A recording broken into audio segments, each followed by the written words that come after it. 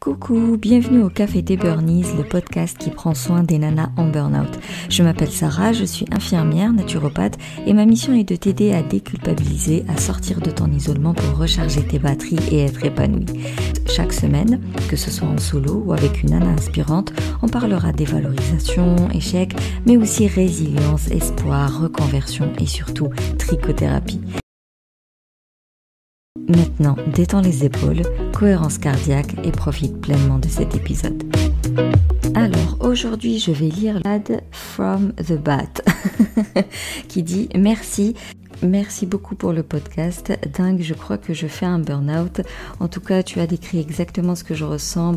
Bravo pour ce travail, pour l'énergie et la clarté dans tes propos, c'est super intéressant et ça aide. » Eh bien, merci beaucoup Jade pour ton retour, ça me fait vraiment plaisir de savoir que ce que je raconte est accessible et surtout pas barbant. Et si tu crois que tu fais un burn-out, ne reste pas sur ce doute. Consulte ton médecin traitant pour qu'il te dise si t'es dedans ou pas. Et même si tu es en burn-in, mets en place des choses pour éviter le burn-out.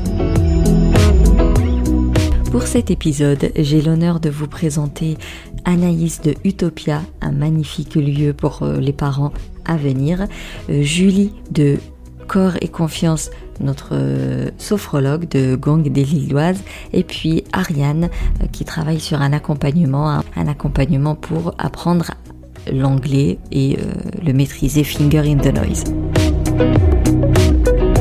Petite info avant de commencer l'épisode, le bootcamp Sortir du burn-out est ouvert aux inscriptions, il est éligible au CPF et si tu n'es pas concerné par le compte personnel de formation, eh bien profite du prix promo avec des mensualités. J'ai vraiment fait en sorte qu'il soit le plus accessible possible car le but est de t'accompagner durant 4 mois à travers de la naturopathie, du développement personnel, de la psychologie positive, de la trichothérapie. On va s'adapter sur ton cycle menstruel pour inclure des routines self-care. On va revoir ton alimentation. Tu auras tout un programme sur 30 jours. Tu vas voir comment faire du batch cooking pour gagner du temps. On parlera d'ailleurs productivité, organisation. Il y a énormément de techniques de relaxation. On parlera même zéro déchet et l'impact sur le désencombrement mental. Et enfin, bien évidemment, qu'on travaillera l'ikigai pour que tu mettes du sens dans ton quotidien. Réserve ta séance offerte pour qu'on puisse en parler, voir si je peux t'aider et surtout comment tu peux te faire financer cet accompagnement. Moi c'est Julie de Fermé, je suis sophrologue depuis quelques mois. J'ai terminé mon diplôme universitaire à Lille. En fait j'aimerais que la sophro devienne un support, un outil, une aide pour pouvoir être au maximum de son potentiel, on va dire, pendant les différentes fluctuations et les différentes phases du cycle. Du coup, l'exercice, il va dépendre de la fameuse saison dans laquelle on est. Tout à fait. Topissime. Alors, moi je suis Ariane Salvarani, je suis formatrice en anglais. Je travaille en centre de formation au Vereta, notamment pour des personnes qui sont en reconversion professionnelle ou pour des gens en entreprise salariée qui voudraient juste un coaching sur des choses bien précises. Anaïs, je suis en train de créer mon concept store, mon lieu de vie, mon tiers-lieu qui s'appelle Utopia, qui est un lieu de vie destiné à la parentalité, donc dans lequel on va pouvoir assister à des conférences sur la parentalité, la périnatalité, l'enfance, l'éducation, etc., etc. Bref, toutes les questions qu'on se pose en tant que parent. Mais il y aura aussi une petite partie salon thé, histoire que ce soit quand même un peu sympa, avec des ateliers créatifs, soit pour adultes, soit pour enfants, soit en binôme. Puis il y aura aussi une partie dépôt-vente de vêtements enfants, parce que le développement durable, ça me tient un peu à cœur. 2 petites filles qui m'occupent bien. J'ai pas parlé de mon fils. Non, Alors, je l'aime d'amour, mais j'ai pas parlé En plus, juste avant de lancer l'enregistrement, on était là en train de se dire il veut pas prendre le biberon, il veut pas prendre la petite. Donc il a quel âge ton fils? Il a 6 mois, il s'appelle Jonah, il a 6 mois. Du coup, moi je travaille 3 jours par semaine et 2 jours où je suis avec lui. Quand tu fais un burn-out, il y a une grande majorité qui se reconvertit dans l'entrepreneuriat parce qu'elles se rendent compte que la vie de famille a été mise en pause pendant très longtemps et c'est pas du tout en adéquation avec leurs valeurs. Et elles se disent non, cette fois-ci, je veux autant de vie pro que de vie perso. J'ai été salariée en centre de formation à Cambrai. Et du coup, je faisais 1 heure et quart de route. Et quand j'ai eu mon fils, je me suis dit stop, parce que je vais pas pouvoir l'élever, et ça me... À chaque fois que j'y pensais, je me sentais mal, quoi. Du coup, j'ai arrêté cette partie-là, cette grosse partie-là qui représentait, et du coup, je fais plus de... j'ai changé un peu mon organisation pour être avec lui, quoi. C'est super important parce que le fait que tu saches que j'ai envie de lui consacrer du temps fait partie de ce travail d'introspection que j'arrête pas de rabâcher. Si tu ne savais pas que tu voulais lui consacrer du temps, t'aurais gardé ton centre de formation à Cambrai. Et le fait d'être autant à l'extérieur et pas assez avec lui, conflit de valeurs, c'était pas possible. Et bim bim burn-out. Mais ça, moi, c'était l'exactitude de ce que vous êtes en train de raconter, quoi. Le mode cliché, presque, quoi. C'est ça. Après, on en parlera peut-être un petit peu plus tard, mais Vas-y, développe. c'est que j'étais à fond boulot. Avant d'avoir des enfants, j'imaginais rien. J'étais pas du genre à me projeter. Quand j'ai eu des enfants, pour vous dire, le jour où je suis partie en congé, comment il s'appelle ce congé là, pour aller coucher, non, avant d'accoucher, c'est ça? Ouais, maternité. Quand je suis partie en congé maternité, j'ai pleuré parce que on m'obligeait à partir en congé maternité. J'avais déjà pris les 3 semaines maximum que tu peux décaler, etc. Et je pleurais dans ma voiture parce qu'on me coupait de mon travail, etc., etc. Toi, t'as mis moins de 6 mois. Moi, j'ai mis quasiment 6 ans à réagir et à me dire non mais en fait c'est pas ça la vie que je veux. J'ai continué avec mes enfants à bosser du 50 heures semaine, etc., etc. Et j'étais contente, hein, ça me plaisait, j'étais à fond. Et puis le confinement est arrivé, je me suis retrouvée à la maison avec les enfants. Au départ je me suis dit mais comment je vais faire? Non mais moi faire maîtresse pour 2 enfants, plus gérer le trampoline dans le canapé aux heures de récré, etc. Je vais devenir dingue. Et petit à petit, en fait, je me suis rendu compte que c'était en train de me remettre en phase avec mon besoin profond. Et j'ai lâché tout ce qu'il y avait derrière et je suis repartie sur une nouvelle base. Mais au final, merci le confinement. Alors, soyons clairs, merci le confinement numéro 1. Non mais c'est vrai, hein, depuis le confinement, il y a beaucoup de personnes qui se sont mises en instruction en famille, alors qu'avant c'était pas du tout concevable pour elles. Mais être obligée à faire école à la maison, retrouver la fille de famille, se sont dit non mais en fait c'est trop bien, non, en fait je veux trop faire ça. Comme quoi dans tout mal entre guillemets tu peux en tirer un bien. Le tout c'est de se concentrer sur le positif et essayer de retirer le plus de positif d'un événement négatif, comme d'ailleurs le burn-out. C'est vraiment le déclic clairement de se dire non mais c'est pas ça que je veux. Et déconstruire en fait ce schéma que tu avais en fait finalement, et dire... Parce que quelque part on est quand même conditionné, comme je dis, à faire des études, avoir son diplôme, chercher un CDI, acheter une maison, une voiture, nanana, et surtout bosser très très longtemps et tout le temps, et si tu le fais pas, il y a un truc qui ne va pas. Alors bien évidemment, la maman qui accouche et qui a hâte que les 2 mois se terminent pour reprendre le travail, elle est pas anormale. Hein. Le tout c'est d'être aligné avec ce qu'on a envie de faire. C'est tout. Ça a été mon envie pendant 6 ans. Voilà. Et ensuite, tu as le droit d'évoluer. T'es pas obligé d'être la même personne de A à Z pendant 30 piges, c'est pas normal. Forcément, tu vas évoluer, forcément, tu seras intéressé par d'autres choses. Donc, au moment où tu es certaine que ça te va de bosser plus à l'extérieur qu'à l'intérieur, ben, c'est très bien. Et le jour où tu sens que ça ne va plus, que tu as plutôt envie de cette promiscuité avec tes gamins, et ben, il faut pas traîner pour le faire.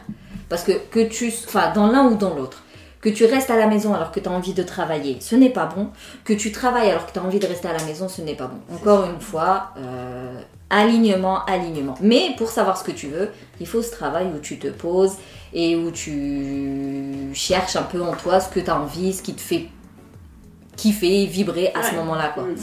Le truc qui te met à l'aise, le truc où tu es bien dans ta peau et le soir tu dis c'est trop bien, ma journée c'était vraiment ça que je voulais faire. Je savais pertinemment que me lever à 5 du tam, prendre le train pendant 1h15, d'être là-bas 8 heures, de faire 8 heures de cours par jour, de rentrer à 20h, à 19h30, 20h, et de me dire d'allaiter, parce que ça me tenait à cœur, d'élever mon enfant, parce que, oui, voilà, je pouvais pas. C'était juste inconcevable pour moi. Et du coup, je me suis dit, non, ça, il faut arrêter. Même si c'est quelque chose qui fonctionnait très bien. Mon équipe du centre de formation, c'était, je m'y retrouvais vraiment et j'adorais enseigner à ces jeunes. Mais juste, en fait, non, quoi. C'était quelque chose qu'il fallait que j'élimine. Mais c'est génial que tu t'es senti. Ouais. Sauf que beaucoup malheureusement sont tellement la tête dans le guidon qu'il n'y a même pas 2 secondes dans la journée pour se poser la question est-ce que j'ai envie de reprendre le taf ou pas. Disponible de se poser la question en fait. C'est indispensable, tu peux pas. En fait tu bases ta vie sur quoi si ce n'est pas sur tes besoins et tes priorités à toi. Si tu les bases, et c'est ce qu'on a fait jusqu'à aujourd'hui, sur ce que dit la société, ce que dit ta famille, ce que dit celui-ci, nanana, forcément tu risques d'être décalé avec toi-même. Et si tu es décalé avec toi-même, ça ne peut pas... Il y a forcément un moment où il faut que tu te poses et que tu te dises, maintenant, qu'est-ce que je fais, de quoi j'ai envie, vers quoi j'aspire. Moi, c'est ce qui s'est passé. J'ai fait des études qui me plaisaient pas. Du coup, j'ai pris la décision de partir, même si... j'aimais beaucoup les amis que j'avais, l'entourage que j'avais là-bas et l'ambiance aussi, parce que j'étais en Belgique. Les événements de la vie et mon corps aussi qui sont... mon esprit et mon corps qui sont un peu totalement dissociés et je me suis dit, là, il faut que je fasse quelque chose pour me reconnecter et trouver quelque chose qui me correspond. Et ça a été l'aide à la personne, l'aide... Et pour rebondir, comment est-ce que ça s'est manifesté, toi Ça a été un peu compliqué. En gros, j'ai enchaîné des problèmes personnels, familiaux, un décès, une séparation et un avortement qui n'était pas voulu. Je me suis totalement... tous les ressentis que j'avais dans mon corps, c'était négatif. Ouais. Parce que cet avortement, je le voulais pas, j'aurais préféré garder bébé, etc. Tout ce qui pouvait être ressenti, même si parfois c'était positif, j'étais en mode non, je veux rien savoir, laisse-moi tranquille, ne me parle pas. Et forcément, au boulot, ça se passait pas bien aussi, parce que j'étais pas du tout en lien avec ce que je faisais, et puis c'était pas un boulot qui reflétait ce que j'avais envie de faire. C'est le fameux burn-out quoi. Ouais. C'est un taf alimentaire parce qu'il fallait le faire, parce qu'il faut payer ses charges, faut payer son loyer, c'est tout. EDF est payant, donc faut payer tout ça, donc faut aller quand même chercher des sous. Mais c'était pas du tout ce que tu voulais faire, ça te parlait pas au quotidien. Et en plus, si tu associes ça à des événements négatifs. Forcément. Et il y a eu le confinement, donc. J'ai eu tout ce qu'il fallait pour pouvoir faire mon mémoire, tout ça. Super. Comme quoi, ce confinement, moi aussi, il m'a beaucoup aidé. Mine de rien. Moi, la grossesse, j'étais... justement, je n'allais plus à Cambrai et du coup, j'ai pu vivre ce truc... Slow life. Exactement, J'étais reconnectée à l'art de la lenteur, de se poser, de profiter du soleil. Et ça, pas juste le dimanche.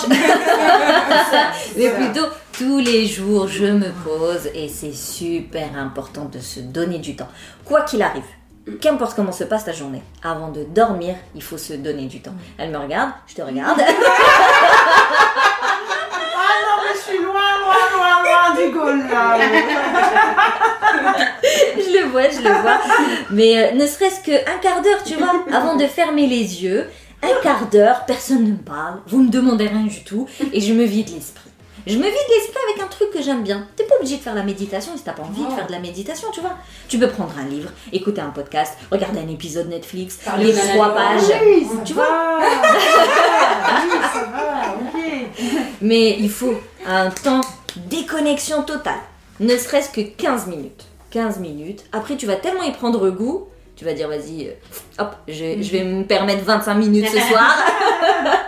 Au bout de 2 semaines, t'arrives, oh, ça fait 35 minutes que je suis tout seul, mais c'est magnifique. Et c'est incroyable comment le temps, il va se libérer. Parce qu'on est là, j'ai pas le temps. On prend pas le temps, c'est pas vrai. Et faut pas se dire... le fameux Miracle Morning, là, je vais me lever 2 heures avant. Non. 5 minutes, c'est très très bien. Si tu arrives à avoir 5 minutes pour toi par jour, ensuite 10 minutes, ensuite 12 minutes, ensuite 20 minutes, tu vois, petit à petit. Et oui, un jour, tu vas te retrouver à avoir 2 heures rien que pour toi. Et en plus, si tu n'auras pas ces 2 heures, tu vas être mal dans ta peau. Donc tu vas les chercher. De force, tu vas les chercher et tu vas les trouver.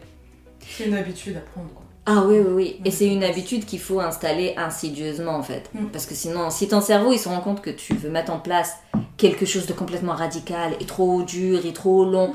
Et dire stop, t'as plein de choses à faire, t'as vraiment pas le temps de te donner 2 heures par jour, t'es folle toi. Donc faut l'introduire petit à petit pour qu'il ne se rende pas compte qu'il y a un changement qui se met en route. Si je peux vous donner un tip, c'est celui-là. C'est pas surtout pour toi. Non, mais moi, il faut des confinements pour les trucs radicaux. Se coupe de la réalité. Ça a donné quand même vie à un projet de fou. C'est Enfin, clair. je sais pas si tu te rends compte quand même de ton Ah oui, projet. non, ouais. Il est pas simple. Hein. Ah ouais. Il est wow. Il est à mon image, c'est-à-dire je peux pas faire une chose à la fois. Bon, si t'arrives à gérer, c'est nickel. C'est vrai. Il y en a, elles doivent prioriser et faire petit à petit, étape par étape. Mais ouais, moi, clairement, je suis comme ça, ouais. Parce que sinon, si je me disperse, je vais me disperser, mais je ne vais pas du tout savoir gérer. Je vais juste me disperser, c'est tout. Mais toi, si t'arrives à être dispersé et efficace, C'est ça. c'est très bien. Mais en fait, sinon je m'ennuie. Non, Ouais, c'est ça en fait. Comme Je je dis, sens que ça c'est le. Ou bien peut-être, sinon j'ai le temps de penser.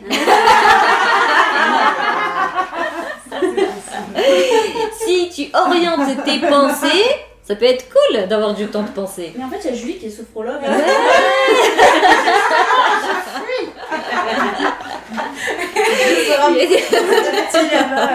Elle esquive. Mais je disais à Sarah, tu sais, moi je pense que mon témoignage peut être intéressant parce que je pensais être dans le déni. Et clairement, je fuis le temps de pause, je fuis le moment de réflexion, je fuis. Donc je sais que j'ai fait un burn-out, je sais, on me l'a dit, je le sais. Mais je ne crois pas. T'exagères, tu mens. Donc bah, on te le souhaite. Hein, pour l'instant, t'es à fond dans ton projet. Ça te permet d'occulter tout le truc. T'as 2 possibilités. Soit c'est tellement jouissif et épanouissant pour toi que finalement tu vas te reconstruire via ton projet. Soit quand ton projet va prendre vie, il va y avoir un vide en disant bah merde, ça m'a occupé à fond. Là j'ai plus rien à faire, qu'est-ce que je vais faire? Ah, je vais avoir un autre projet. Et attention, tu pourras enchaîner des projets ahurissants comme ça juste pour pas réfléchir. Mais je pense qu'à un moment donné, c'est pas possible. Mais Encore, en il fait, va dire stop. C'est exactement la voie que je prenais. Du jour au lendemain, j'ai dit je n'en peux plus de bosser dans ce job, je me casse, c'est fini. Je monte ma boîte. Et heureusement pour moi, il y a eu un confinement parce que ça m'a permis quand même de me dire ok, je vais monter ma boîte, mais j'ai quand même d'autres priorités à côté, etc. Sans le confinement, en mars l'année dernière, j'avais déposé un dossier pour un local. Tout en bossant à côté, avec les gamins. Mais c'est pour ça. C'est peut-être de la fuite, c'est peut-être je sais pas. En tout cas, c'est sûr, je ne prends pas le temps de réfléchir. Mais heureusement pour moi, ça m'a plus ou moins été imposé et ça m'a permis de mettre en phase mes vraies envies avec ce que je fais concrètement. J'ai découvert récemment le principe Ikigai. Vous connaissez ? Tout à fait. Mais je me suis dit... C'est quoi ? L'ikigai, en fait, c'est le point commun entre ce que tu sais faire, ce dont la société a besoin, ce pourquoi tu peux être payé et ce que tu kiffes faire. Donc, tu as tes passions, tu as tes talents, tes compétences, tu as le marché dans le monde et tu as aussi une partie altruiste parce que les gens en ont besoin. Et là, tu vas trouver un petit point commun. Et généralement, si tu bosses là, si tu fais cette activité-là, alors, on l'utilise beaucoup pour la voie professionnelle, mais tu peux aussi l'utiliser pour la vie de tous les jours, donc pour mettre du sens dans ta vie tout simplement. Et ça, c'est très important pour les burn-out parce que moi, je l'utilise clairement dans mon accompagnement, c'est mettre du sens dans notre vie. Elle peut être dans la vie perso, mais tu peux aussi l'utiliser pour trouver une voie professionnelle. Et si, dans ton quotidien, tu fais ce que tu sais faire, ce que tu aimes faire, ce qui aide l'autre et ce pourquoi tu peux être payé, c'est l'éclate quoi. C'est le bonheur. Et donc toi quelque part Utopia vient d'ici. C'est ça. Et en fait, alors moi j'ai pas découvert Ikigai et puis posé en me disant dans quelle direction je vais aller. C'est le contraire. J'ai dit tiens je vais faire Utopia et après j'ai dit en fait c'est mon Ikigai.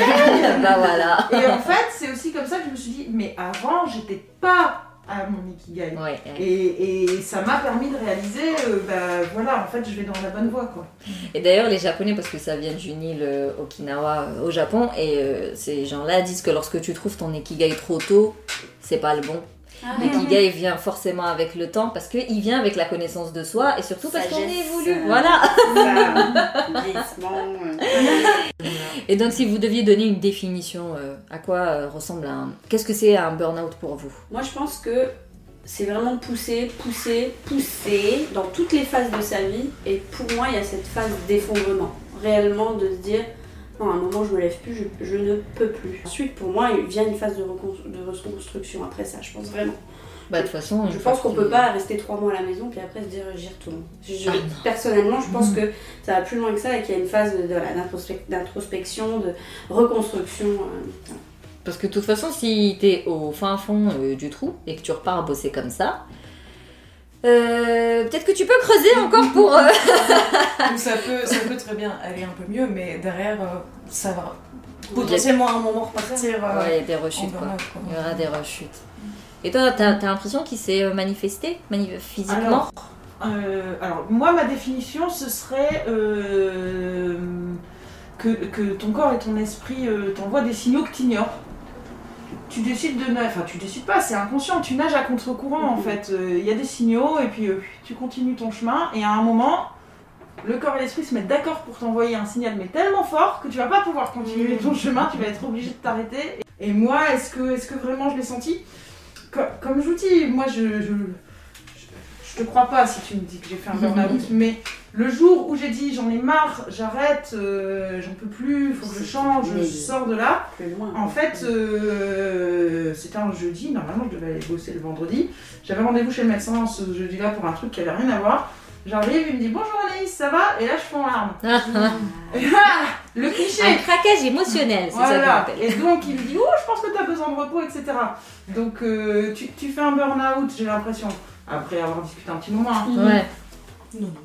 Quoi? Moi qui suis si forte. Mais oui. Ok. Moi, never ever. Mais de quoi tu parles? Comment oses-tu, quoi? Ok, tu fais pas un burn-out, ok. Mais repose-toi.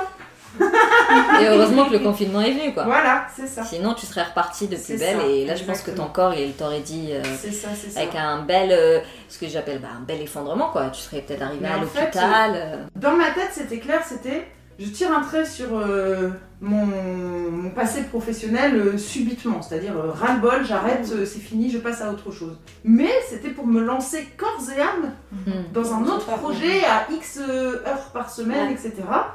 Et comme tu dis, très certainement j'aurais explosé en plein vol parce que j'avais pas pris le temps de la réflexion.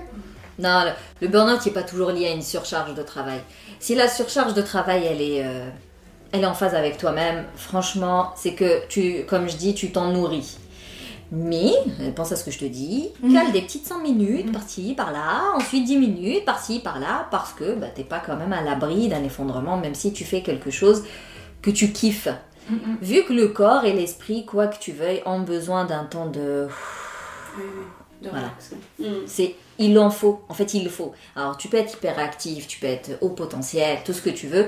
Il faut du temps pour que tu vides ton esprit. Donc, si t'es pas Pilate, mais va courir. Si tu dois taper dans un sac de sable, tape dans un sac de sable. Mais c'est toi qui dois le trouver. C'est toi qui dois trouver ce temps qui te permet de te défouler, de te vider. Combien de personnes font de la boxe? Moi, jamais je vais faire de la boxe, mais ça m'intéresse. Tu vois.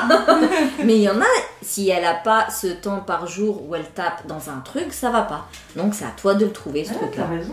Grâce au travail d'introspection. Mais c'est vrai que tu vois, la tendance du moment, c'est justement sur des pratiques douces. Tu vois que ça. Mais on s'en tape de la tendance. Et moi, je sens une pression. Parce que tu ne le fais pas. Tu fais pas le miracle morning. Non, je pense tu fais pas forcément ça. Tu fais pas la position du chien assis tous les matins. Allez, t'en as beaucoup qui font aussi comment ça, du crossfit ou des choses du style. Tu vois, c'est aussi. Oui, c'est aussi tendance. Et pour autant, ça ressemble pas du tout à la méditation, mais les gens s'y retrouvent, quoi. Surtout oui, mais c'est soit tout l'un. C'est ok aussi de se poser et de te dire moi je suis pas totalement l'un, je suis pas totalement l'autre, je vais en faire un petit peu. C'est ce truc qui est totalement moi, quoi, c'est tout. Et chaque génération a cette tendance-là et cette pression. Et il faut s'en détacher. Fais ce qui te parle.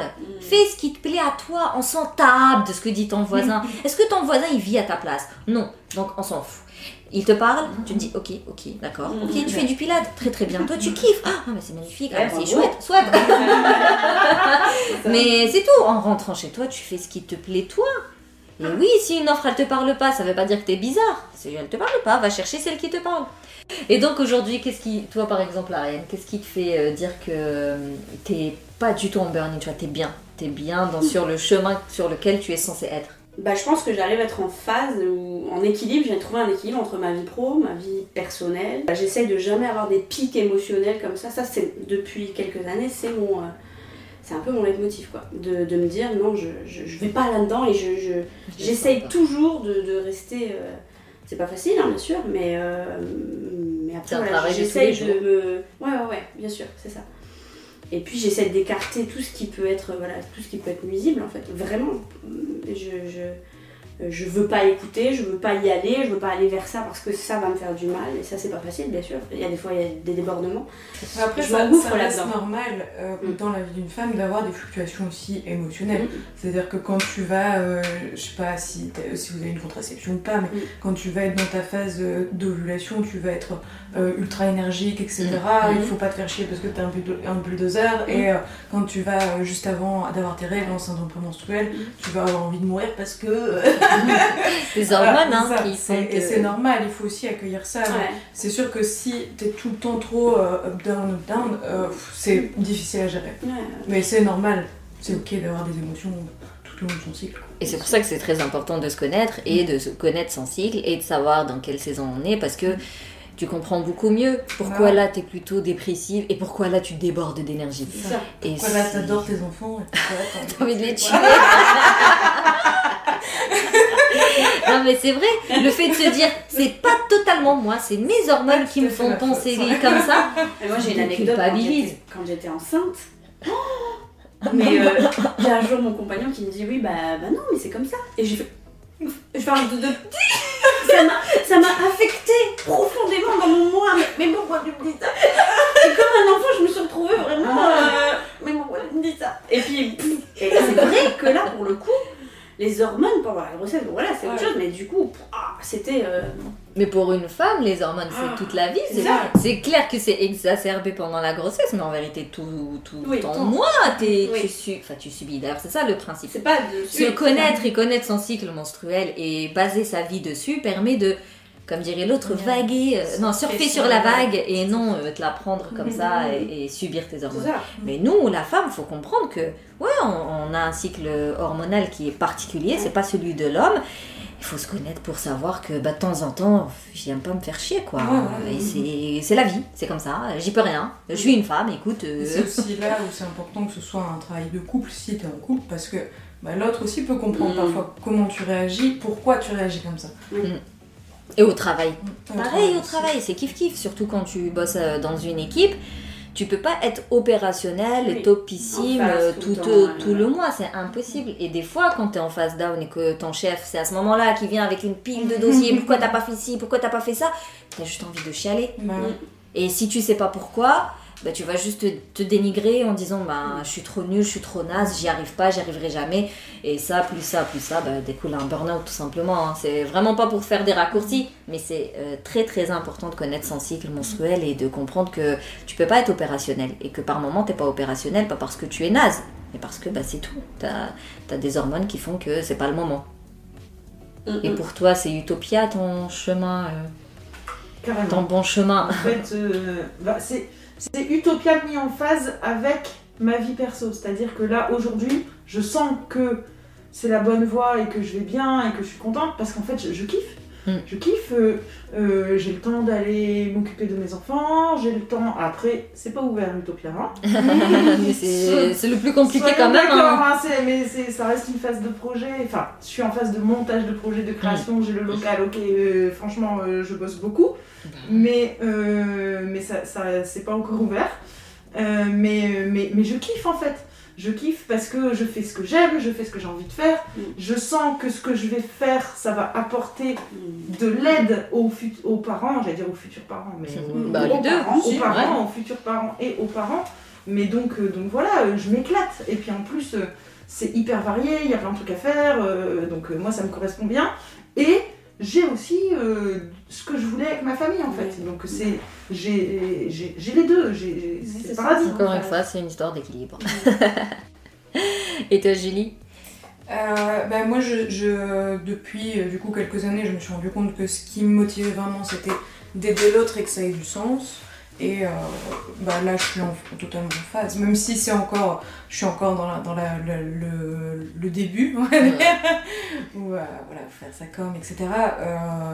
Je sais que quand je suis en séance avec quelqu'un et que je vois à la fin de la séance que ça a changé tel ou tel truc, même si parfois c'est juste minime, gratitude 10 000 quoi. Ah non, mais tout à fait. Et encore une fois, pensez Kaizen, même si c'est minime, minime aujourd'hui plus minime demain plus minime après-demain, ça fera beaucoup dans 3-6 mois quoi. Encore une fois, les choses qui se font en un clin d'œil n'existent pas. Hein. Oui, puis c'est toute l'histoire de la sophrose, c'est la répétition, c'est prendre son temps, prendre le temps de t'écouter, que ce soit entre les séances ou pendant la séance, il faut prendre son temps en fait pour avoir des résultats durables. Ouais, tout à fait.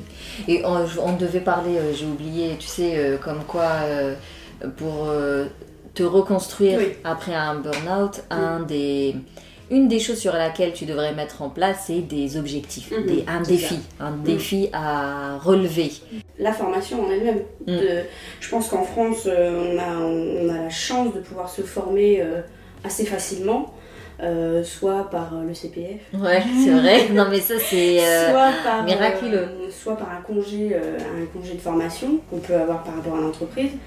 On a cette chance-là de cotiser et en fait, je pense que les gens n'y vont pas parce qu'ils connaissent pas. C'est ça. En fait, c'est juste un droit, quoi. C'est un droit. L'employeur, il peut refuser ou il peut repousser une fois, mais il peut pas repousser 10 fois, quoi. Il n'a pas le droit de faire ça. On cotise à le cas, et du coup, on a ces heures qui nous sont dues. Exactement. Et je pense que se focaliser sur un objectif qui nous sert à soi, eh bien, ça fait partie de cette reconstruction et de ce retour à l'estime de soi, en fait. Vraiment, profondément, de se dire, là, je me concentre sur moi, dans la formation, qu'elle soit en langue ou qu'elle soit, en fleuriste, peu importe, mais se dire, ça, c'est pour moi, c'est à moi. Et en fait, aujourd'hui, surtout, c'est facile, en France, de se former. C'est facile. Mais tu sais que beaucoup ne connaissent pas du tout le CPF. Non. Moi, quand j'en parle, quand on m'appelle et je lui dis est-ce que tu as du CPF, elle me dit c'est quoi ? Mais si tu as travaillé, pense à ton CPF. Oui, mais c'est parce qu'en fait, on ne le dit pas. Et puis parce que ce qu'on ne connaît pas, on ne peut pas te le payer. N'existe pas en fait. Clairement, c'est ça. Et pourtant, ils ont vachement simplifié l'accès. C'est hyper simple l'accès. Tu télécharges l'appli, tu vois tout de suite tes droits. Est-ce que vous avez des conseils pour une personne qui nous écoute et qui est mal, qui est au bout de sa vie, qui peut-être est dans le déni ou qui sait qu'il ne va pas, mais voilà, le premier pas il est toujours difficile, se dire vas-y maintenant il faut que je me fasse aider ou maintenant il faut que je mette en place des choses. Est-ce que vous avez des conseils ? Pas hésiter à en parler, que ce soit une amie ou c'est pas une tare d'aller voir un professionnel, que ce soit un psy, un sophro ou autre chose, en parler. Tout simplement, et puis venir déposer au moins ce que tu as à déposer. Ou un médecin aussi, qui est carrément apte aussi à recevoir ce genre de choses. Et aller vers une personne en qui on peut avoir confiance. Si tu te demandes si tu es en burn-out, passe tout de suite au step suivant. On n'en parle plus. Passe tout de suite au step suivant et vois qui peut t'aider le mieux selon tes besoins. Appelle Sarah. Et si t'es pas pour Sarah, elle va t'aider. C'est pas grave. Appelle quelqu'un qui te parle plus. Si tu te poses la question, voilà. Moi, c'est difficile parce que, moi ce que je fais, c'est vraiment d'essayer de toujours être régulière dans mes émotions. Vraiment, j'essaye de jamais péter un câble dans waouh ou en down, quoi. Vraiment, j'essaye. Ça dépend, mon conjoint vous dira la merde. Mais j'essaye, dans mes émotions personnelles à moi, de ce qui me dérange, de ce qui vient à moi oh bah tiens, allez, prends-toi ça. De toujours être, non, attends, on va relativiser, voilà, prendre du recul. Et puis en fait, ça passe. Parce que moi, j'ai un tempérament un peu comme ça de feu et de me dire, non mais attends, est-ce que ça t'était destiné? Est-ce que t'es obligé de le prendre comme ça? Est-ce que... tu prends beaucoup de recul, quoi. Si elle est là moins de 2 heures, si par exemple que quelqu'un va te dire quelque chose, tu vas être en colère 2 heures ou 1h30 et ça va te passer après, c'est que ça venait pas de toi. Si une émotion reste plus de 2 heures et que 15 jours après encore, t'es encore oui, il m'a dit ça, c'est que c'est toi, profondément. D'accord, ok. Et qu'est-ce qu'on pourrait faire? Donc toi tu prends du recul, mais imaginons l'émotion elle dure donc voilà 2 semaines et elle est toujours dans ta tête et tu cogites et tout, qu'est-ce que tu conseilles? Moi je dirais qu'il y a en sophro en tout cas on parle de acceptation, conquête, transformation. J'accepte le fait que cette situation me dérange. Conquête, qu'est-ce qui se passe à l'intérieur de moi, qu'est-ce que je ressens, comment je peux l'éviter, comment je peux le transformer, et après tu viens travailler dans la transformation. Et donc du coup tu fais des exercices clairs, concrets quoi, tu mets des gestes, des respirations. En sophro on travaille sur la respire, donc ça va aider par exemple pour la gestion du stress, on va beaucoup travailler sur la respiration abdominale, parce que c'est ce qui va permettre de réguler ce pic de stress quoi, finalement. Si t'es un petit peu stressé, tu prends une grande inspiration, tu gonfles ton ventre et puis la cohérence cardiaque c'est la même chose quoi. Souvent sur des mouvements doux donc, qui sont inspirés beaucoup du yoga et des visualisations positives. On a paumé, on a perdu un ami. Non, je me disais, on va faire un exercice. Je vais essayer. Pendant qu'elle parlait, je gonflais mon ventre. Mais moi aussi, j'avais comme ça. Mais c'est marrant quand tu dis on va essayer parce qu'on va faire un exercice là en live pour nous, mais forcément en replay pour vous. Mais juste avant, j'avais une question. Est-ce que vous avez fait une sorte de tri dans votre entourage? Est-ce que genre il y a des personnes, vous avez remarqué qu'elles étaient très toxiques et vous vous êtes dit toi plus jamais, et vous avez repéré des personnes qui étaient plus nourrissantes pour vous et vous avez dit toi je vais peut-être parler plus souvent? À part le boulot, dégage, mais d'accord, non, trier. Bien sûr que t'as trié. Non mais c'est pas une personne, tu vois, c'est pas une personne, c'est une activité. C'est tout l'environnement, tu peux trier tout un environnement que t'as senti hostile pour toi et tu t'es dit basta, j'y vais plus. C'est ça, c'est ce que... Alors dans ce cas, oui, effectivement, ça m'allait plus. J'ai coupé les ponts avec mon ancien job, mais non, dans les relations, il n'y avait pas de gens toxiques autour de moi. Et toi? Moi, j'ai fait en sorte que les relations qui étaient toxiques, mais qui comptaient pour moi... Avec modération. Non, justement, on les a soignées ensemble avec ces personnes-là. Okay. Si tu veux qu'on continue, il va falloir changer des choses. Okay. Parce que je t'aime, parce que voilà, et il va falloir qu'on change des choses. C'est excellent. C'est pas facile, parce que des fois ça ressort et voilà. Mais sinon, oui, je me suis rapprochée aussi, voilà, plus de gens bienveillants, ouais. Mais vraiment profondément bienveillants. Moi, je sais que dans toutes les périodes où j'ai eu besoin d'un changement pour moi, tout mon environnement a toujours changé. Il y a forcément eu des gens qui sont restés. Alors vous êtes prête pour un exercice? On se lève du coup, hein. Je vous dis, on se lève. Alors toi qui nous écoutes, si t'es dans le bus, c'est peut-être compliqué. Là, on peut le faire aussi assis, hein, ça peut être... Ou si tu fais ton footing. Donc elle t'a dit tu peux le faire assis. Alors soit debout, soit assis. Ou sinon tu le feras quand tu pourras. C'est pas grave, l'épisode il est dispo tout le temps. On va fermer les yeux si on est confort. Si on n'est pas confort, on laisse les yeux entrouverts, il n'y a pas de souci. Et on va venir respirer. Donc on s'ancre bien au niveau de ses pieds. Pieds largeur du bassin si on est debout. Les genoux légèrement fléchis pour être souple. On va venir s'écouter, se calmer tranquillement. On va venir poser une main sur le ventre et une main au niveau des lombaires.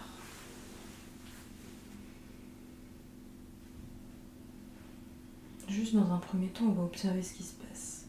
Peut-être que le ventre se gonfle, peut-être pas, et c'est ok. Juste observer la respiration, comment ça se passe.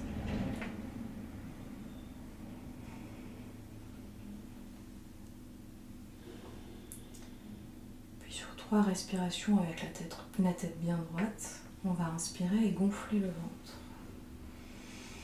Sentir ses mains. Et on expire par la bouche. Et on dégonfle le ventre. La main au niveau du ventre peut venir exercer une petite pression. Une deuxième fois, on inspire. Gonfle le ventre. Prends conscience de l'espace entre nos deux mains. Et à l'expire, je dégonfle le ventre.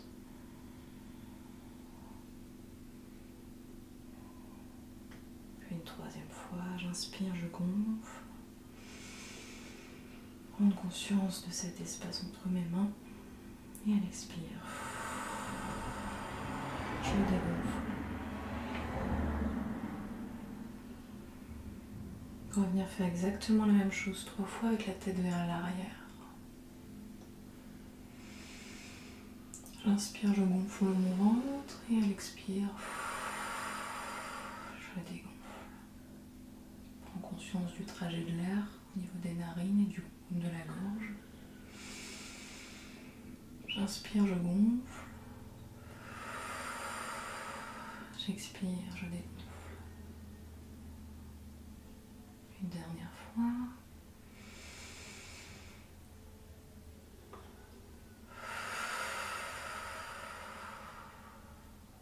Puis on va venir faire 3 fois la même chose, la tête vers l'avant, le menton sur la poitrine. J'inspire, je gonfle mon ventre. J'expire, l'espace entre mes deux mains se rétrécit.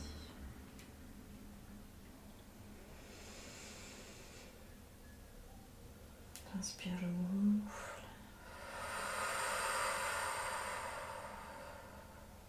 J'expire, je dégonfle. Prendre conscience de sa respiration abdominale. Et une dernière fois. Je dégonfle. Je peux venir remettre les mains le long du corps, la tête droite. Et juste observer comment je me sens après cette activation. Quelques secondes. Donc je vois ce qui se passe peut-être au niveau de mon ventre, de ma gorge, de ma respiration.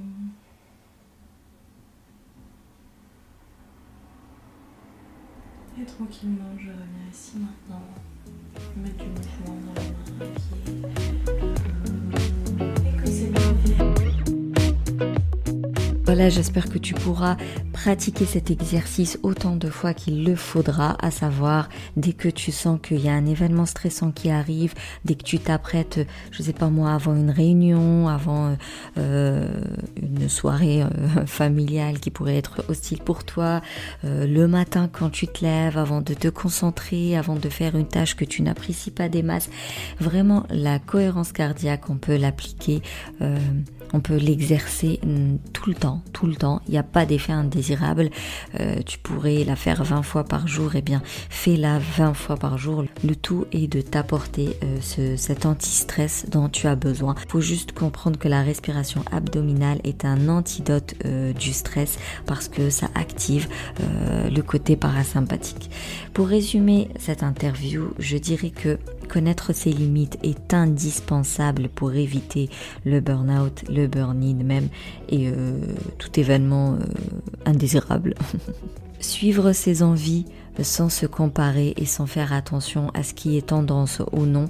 Le but est de trouver ce qui te plaît, toi, ce qui te fait plaisir à toi et ce qui t'aide à te détendre. Relever des défis pour ne pas s'ennuyer, changer de travail pour ne pas rester dans un boulot alimentaire et finir en burn-out.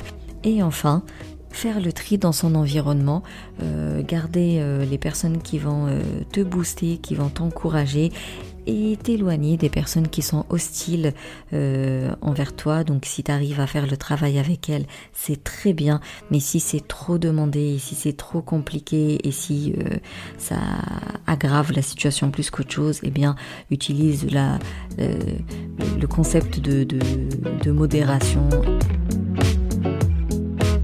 Pour terminer cet épisode, je te remercie plus pour ton écoute. Si tu veux soutenir le Café des Burnies, tu peux me laisser un avis.